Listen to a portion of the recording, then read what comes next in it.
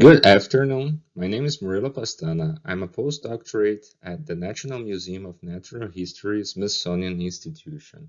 Today I'm bringing this talk for the 2021 ASIH meeting entitled The Evolution of the Symbiosis Between Fishes and Gelatinous Invertebrates, a case study on fishes of the order Stromateiformes, Teleoste, Percomorphacia.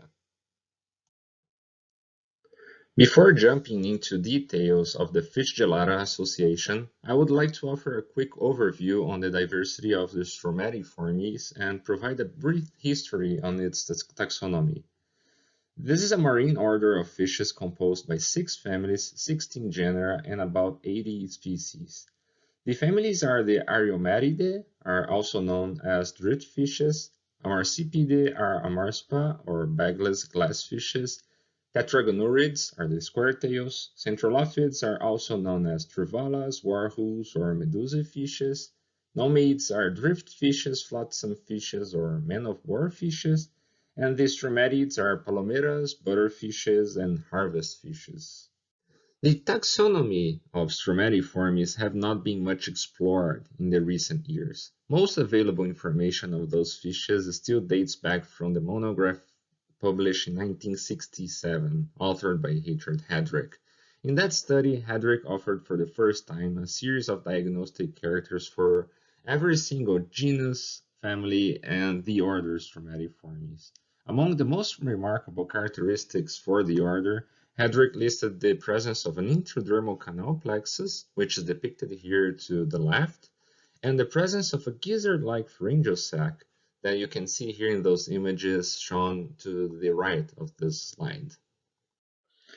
Here you can see the first characteristic that I mentioned in the last slide, the intradermal canal plexus. This describes a specialized skin which covers the entire trunk of Stromateiformes. This skin is notably thick, and in its dermal layer it contains a set of interconnected canals. In large specimens, such as the centralophid shown here in Tubia, the canal physically separates the dermal layers in two, which are kept together by a series of columns of conjunctive tissue. You can see here in this inset in B. Moreover, the skin surface is completely pored, providing a physical contact between the outer surface and the canal lumen, which you can see here in the images C and D. The function of these intradermal canals is still unknown for Stromateiformes, but there are a number of studies that suggest this is a mucus-secreting organ present in the skin of those fishes. The other remarkable morphological diagnosis of Stromateiformes listed by Hedrick is the presence of a pharyngeal sac. This sac is a specialization of the proximal portion of the esophageal muscle, which associates with the posteriormost elements of the gill arches, the epi, ceratobranchials, and the gill wrackers. Together, modifications of muscles and bones from the pharyngeal region forms the sort of gizzard of Stromateiformes. In the inside, the organ is completely covered by modified wracker-like structures that resemble a toothed surface on those fishes.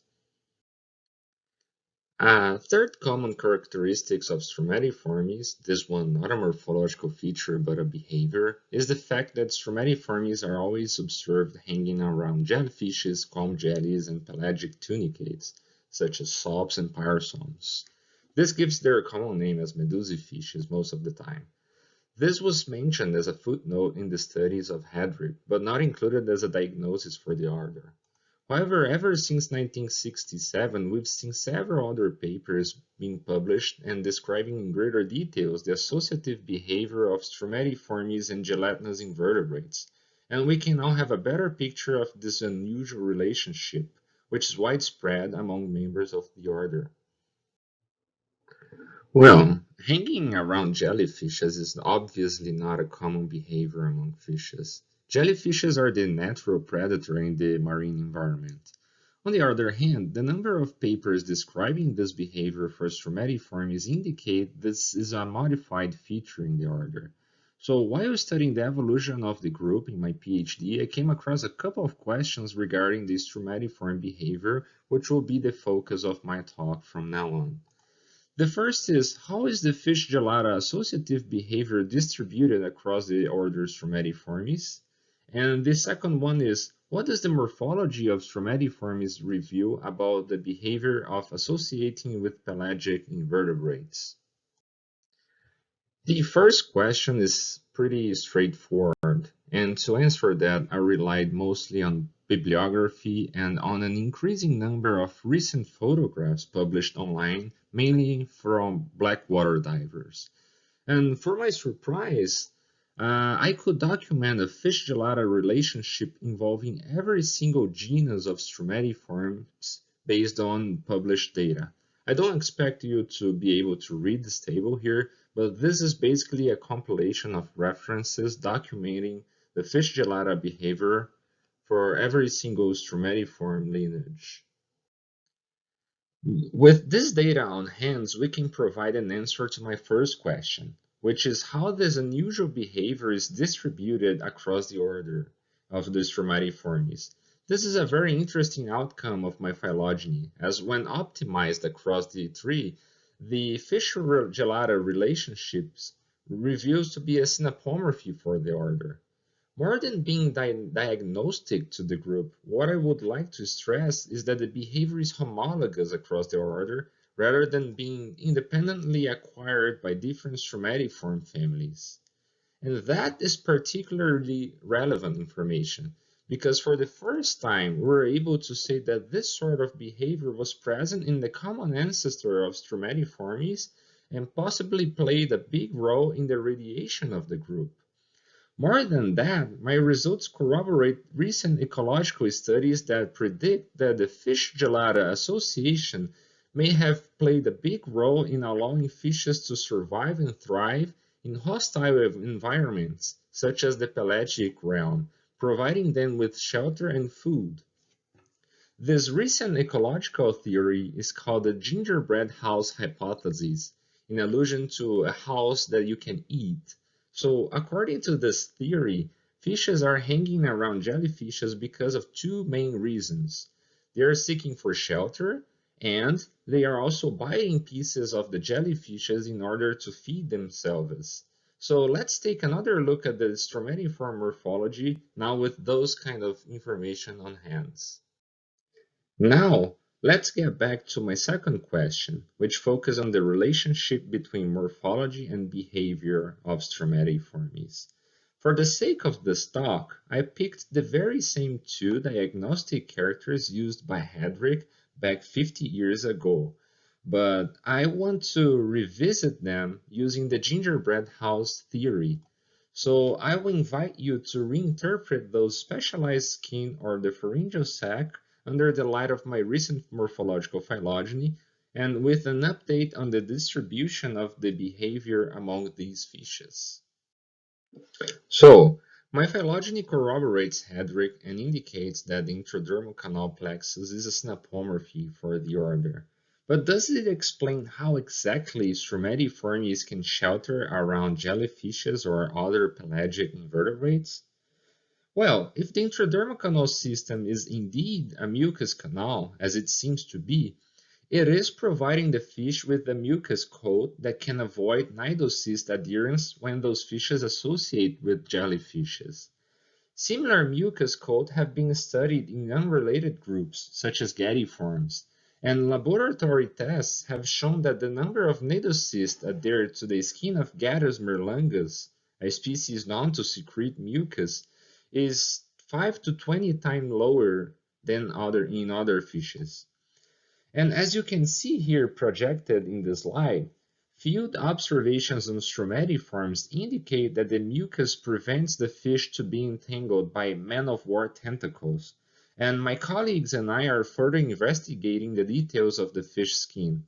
Either way, it's already safe to say that the intradermal canals are playing a big role on helping stromateiformes to shelter among jellyfishes. And the other morphological characteristics of Stromateiformes, perhaps the most remarkable one, can also be related to its behavior of associating with jellyfishes. According to my morphological phylogeny, Differential sex is a synapomorphy for a lesser inclusive clade encompassing all non-amersipid Stromateiformes, a clade that now is named Stromatioideae. And just by looking at the anatomy of the sac, we can readily conclude that this is a shredding organ. Externally, it's involved by a strong muscular layer, and in the inside, it's completely covered by tooth-like projections. We already know that the diet of Stromateiformes is mostly based on pelagic gelatinous invertebrates. So yes, it is eating its gingerbread house. And it's highly likely that the pharyngeal sac is being used to macerate chunks of gelata that those fishes swallow before the material is digested. I would like to close my talk by saying that Stromateiformes provides us with an interesting story in which morphology, phylogeny, ecology, and behavior are deeply connected to one another. Recent studies have shown that jellyfishes provide fishes with shelter and food in the pelagic realm, and that this could be key to allow fishes conquer the pelagic waters.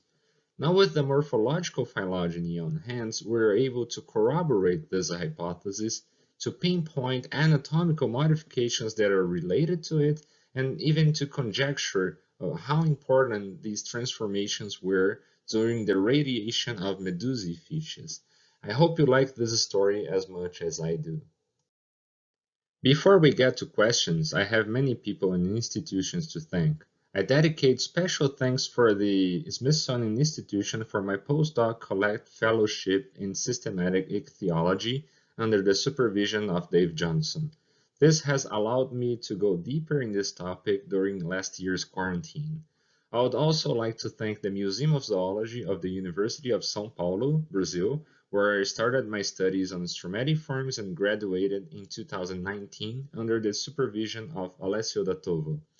Other institutions figuring on this slide either hosted me during visits or sent specimens necessary to the development of my study. Thank you.